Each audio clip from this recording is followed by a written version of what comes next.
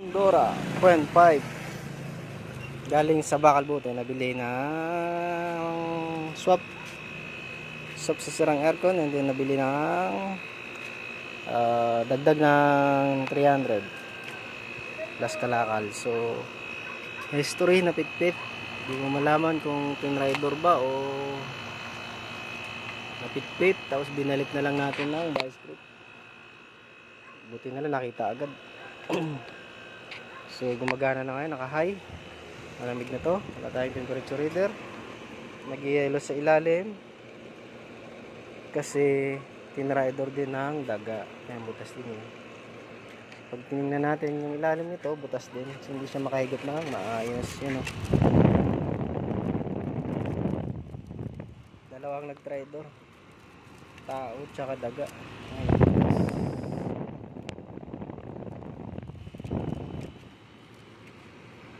Linis na lang, cover ng styro, linis, and then testing ng matagal sa kwarto, tapos benta.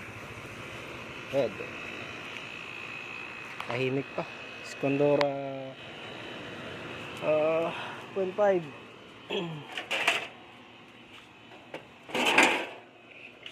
lucky buy today, lucky buy. Right.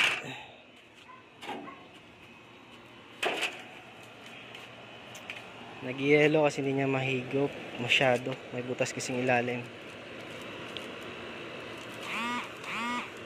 Yun na yung pinakasagad natin nung sa pitpit.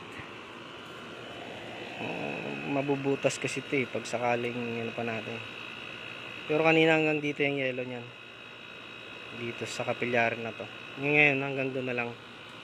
Sabihin parang gumana yung restoration natin dito, na ibalik natin ng maayos. Gising lang dulo ng vice grip kasi hindi matalas. Alright,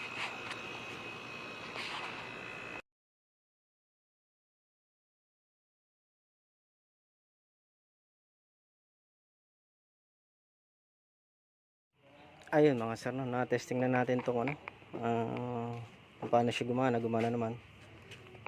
Ito i-repair natin para makahigop ng maayos ng hangin. Ayun sir,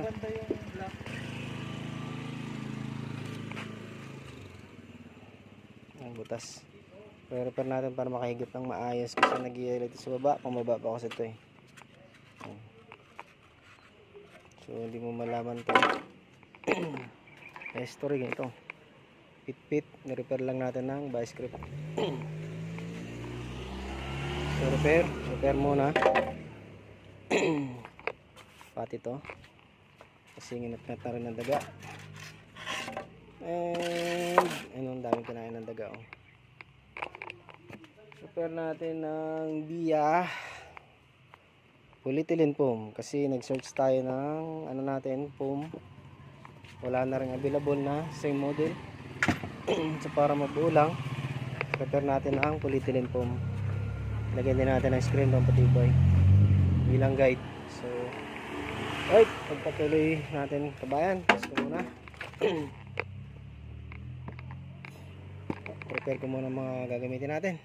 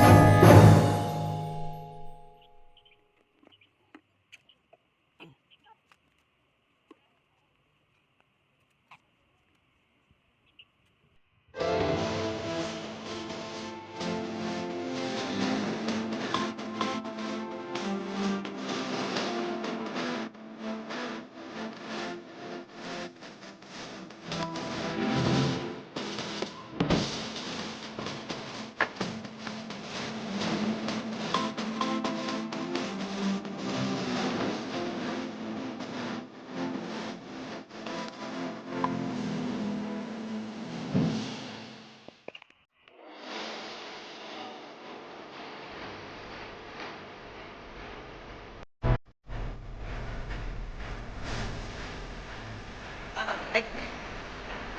Ay! Ay!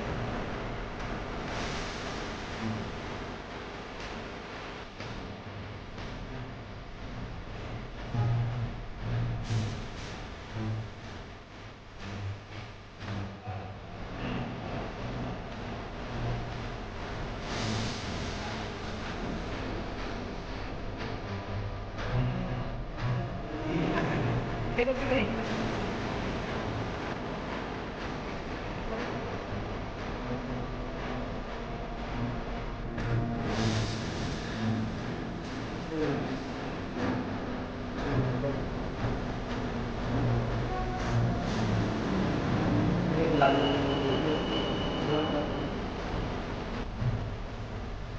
Guys, wala tayo guys. Nabusan tayo ng stock. Busan tayo na stock. Yung order natin sa Lazada. So, pinagkakaroon natin yung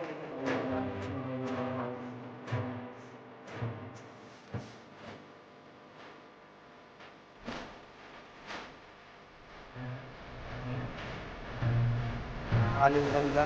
Gawa pa natin yun. Yun, malinis na rin naman sir, ano. Inispiran nyo muna. Ilinis muna bago natin ibalik yung styrofoam.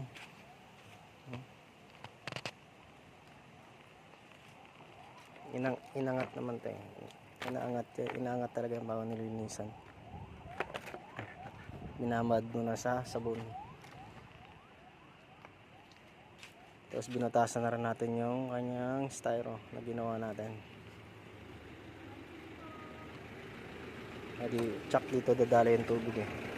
So wala siya madadala yan dito.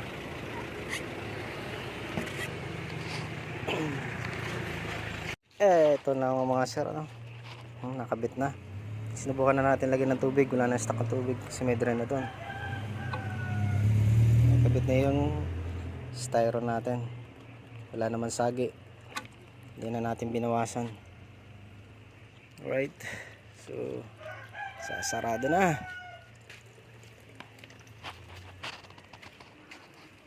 Bibidyo na ulit pag nakasarado na.